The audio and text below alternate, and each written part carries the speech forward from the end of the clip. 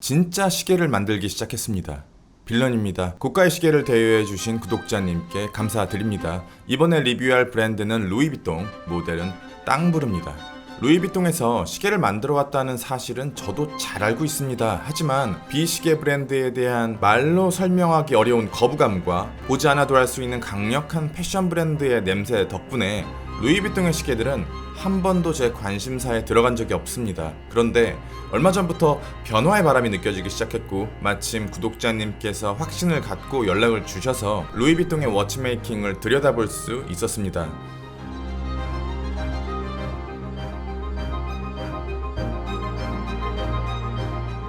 시계 브랜드는 크게 세 가지로 나눌 수 있습니다. 태어날 때부터 시계 브랜드, 그러니까 손목 시계를 만들 수 있는 능력을 갖춘 브랜드입니다. 말 그대로 워치메이커. 수준 높은 실력을 갖고 있는 시계 브랜드를 파인 워치메이커라고도 해요. 스와치 그룹, 리치몬드 그룹, 캐린 그룹, 롤렉스 그룹, 파텍 필립과 오데마 피게 같은 브랜드들이 있습니다.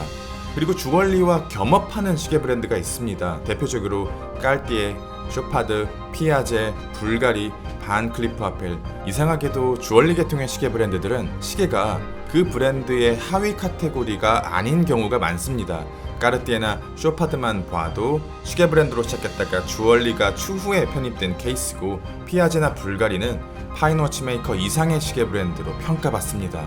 하지만 패션 브랜드는 이 둘과는 뉘앙스가 조금 달라요. 구찌, 버버리, 디젤, 돌체넨가바나, 엠포리오 알마니, 게스, CK 같은 완벽히 패셔너블 시계를 만드는 브랜드는 일단 논외로 하고, 에르메스, 샤넬, 폴로, 루이비통 같이 시계에 대해서 조금 더 진지한 스탠스를 가지고 있는 명품 브랜드조차도 쉽게 접근하기 어렵습니다. 여기에는 몇 가지 이유가 있는데요. 시계 씬에서는 헤리티지가 정말 중요합니다. 그게 전부라고 봐도 무방해요.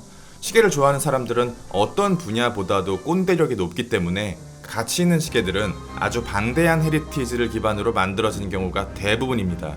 그런데 패션 브랜드의 시계는 역사가 매우 짧아 헤리티지가 빈약합니다. 대량 생산을 베이스로 만드는 브랜드인 만큼 독립 브랜드처럼 적은 수량으로 인한 하입을 받을 수 있는 것도 아니고요. 시계라는 분야는 짧은 시간 안에 성공할 수 있는 것이 아닙니다. 긴 호흡이 필요해요.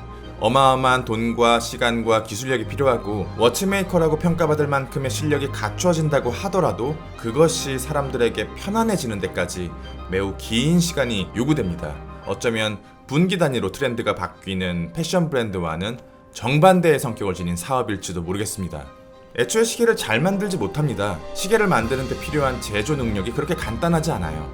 그래서 분업화되어 있는 산업이고요. 특히 무브먼트의 경우 몇 개의 회사가 독점 비슷하게 보유하고 있습니다. 그런데 패션 브랜드라는 부정적인 껍질을 안고 가야 하는 상황에서 엄청난 투자를 하고도 성공 여부가 확실하지 않은 이곳에 그렇게 진중하게 접근하는 패션 브랜드가 많지 않아요. 브랜드명만 빌려주고 약간의 컨셉을 가미해서 정작 시계를 만드는 건 적당한 업체에 외주를 주는 경우가 많습니다.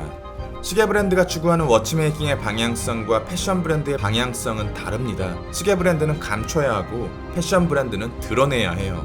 시계 브랜드는 고가로 갈수록 심플해지는 경향이 있습니다. 반면에 패션 브랜드는 시계라는 카테고리가 자기를 보여주는 하나의 도구로서 활용되기 때문에 디자인이 화려하고 눈에 띄면서 두껍고 큰 경우가 많아요.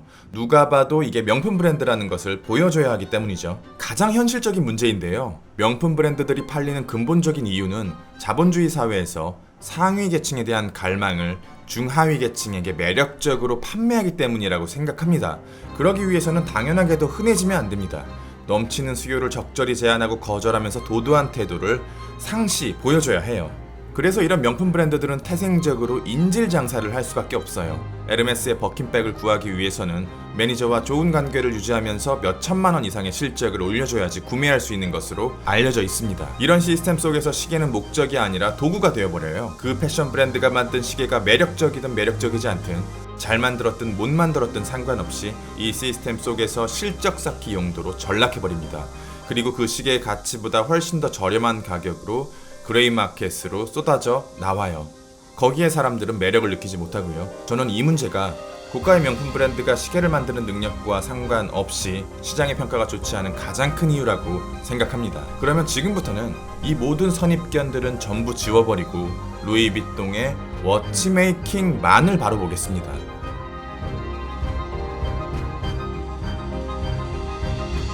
저는 이 땅부르가 정말 잘 만들어진 시계라고 생각해요. 철학이 올바릅니다. 스틸 스포츠워치의 가장 중요한 가치는 인터그레이티드, 통합입니다. 그런데 제가 경험한 대부분의 스틸 스포츠워치는 진정한 통합의 가치를 구현하지 못해요. 통합의 가치를 억지로 구겨 넣으려다가 불협화음을 내는 경우가 많았던 것 같습니다.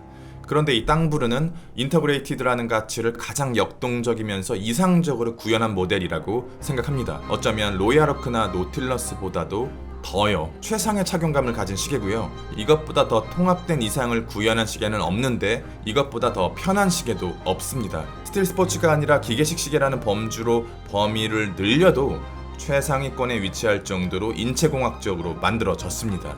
그러면서도 변태적일 정도로 통합을 중요시했어요. 브레이슬릿 탈거 안 됩니다. 브레이슬릿을 탈거하려면 케이스백을 열어야 해요. 브레이슬릿의 사이즈 조절 안 됩니다. 미세 조정 없고요. 줄 조절마저도 매장 가셔서 테크니션의 도움을 받으셔야 해요. 이 상태에서 어떤 것도 변경할 수 없습니다. 그리고 어떤 것도 조정할 필요가 없게 만들어졌습니다. 시계의 형태가 손목의 형태와 정확하게 같고 작고 가벼운 링크는 예술적이면서도 편안하게 디자인되어 있어요. 이 작은 링크 사이에 바형 링크가 하나 더 들어가면서 브레이슬릿이 마치 고무줄처럼 움직이는데요. 안쪽에 발린 마감마저 부드러워서 과장을 조금 보태면 손목과 시계가 하나가 된 느낌이에요. 칭찬할 만한 건 이렇게 철학적인 영역만이 아닙니다. 만듦새나 디테일 역시 굉장히 훌륭해요. 무브먼트부터 보여드리고 싶어요. 파텍 필립이나 랑의 오데마 필게 같은 전통적인 스위스 메이드 하이엔드 브랜드가 보여주는 클래식한 피니싱과는 느낌이 조금 다른데요. 독립 브랜드인 스피크 마린의 무브먼트와 동일한 베이스로 만들어졌다고 합니다. 브레이슬릿, 케이스, 다이얼, 그리고 무브먼트의 색감마저도 잿빛으로 통합되어 있어요.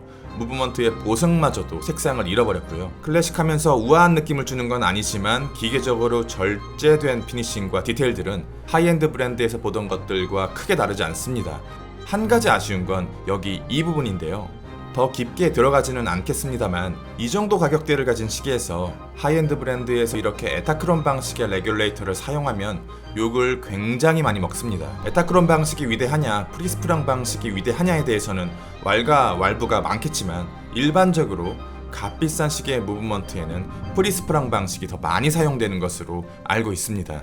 다이얼의 색상은 시계와 통합된 잿빛 베이스입니다. 굉장히 얇은 케이스와 수려한 디자인을 갖고 있음에도 다이얼의 위상이 타이트하고 내부의 밸런스가 훌륭하게 잡혀있어서 못생겨 보이는 각도가 없습니다. 항상 예뻐요. 3층에는 음각으로 파여진 인덱스, 2층에는 양각으로 드러난 인덱스와 세로로 브러싱된 센터 서클, 1층에는 스몰 세컨즈. 기본적으로 되게 담백한 디자인의 다이얼이거든요. 그런데 어떤 각도에서는 이렇게 완전히 하나가 된 느낌을 주고 어떤 각도에서는 센터 서클이 밝아지기도 하며 어떤 각도에서는 인덱스 라인이 밝아지기도 해요. 처음에는 브러싱으로 처리된 센터 서클 때문에 스틸 스포츠워치의 이미지와는 다르게 올드해 보이지 않을까 우려했었는데 전혀 그렇지 않습니다. 특히 음각으로 파여진 인덱스와 양각으로 드러난 인덱스의 조합이 굉장히 좋아요. 야광은 전혀 사용되지 않았거든요. 그런데 완전한 암흑이 아니라면 이 서로 반전된 인덱스가 야광보다 더 야광 같은 역할을 해줍니다. 이렇게요.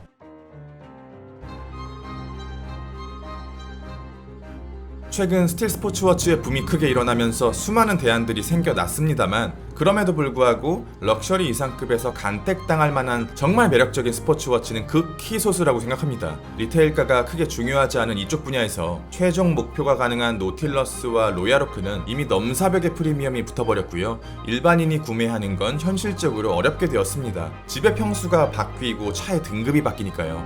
여기에 바샤론 콘스탄틴 오버시즈, 까르띠에 산토스, 쇼파드 알파인이글, IWC 인제니어, 불가리 옥토, 위블로 클래식 퓨전, GP 로레아토, 피아제 폴로. 딱 11개네요. 보시는 것 같이 저는 이 11개의 스틸 스포츠를 전부 리뷰해봤습니다. 이 중에서 땅부르는 최종 목표로 삼을 만큼 잘 만들어진 시계라고 생각합니다. 정말 잘 만들었어요. 루이비통의 시계를 바라보는 철학이 어떻게 변했는지 모르겠습니다. 또 앞으로 어떻게 변할지 모르겠습니다. 그런데 이 정도의 워치메이킹을 꾸준히 보여준다면 루이비통의 시계는 무조건 재평가받을 겁니다. 리뷰는 여기까지. 빌런이었습니다. 감사합니다.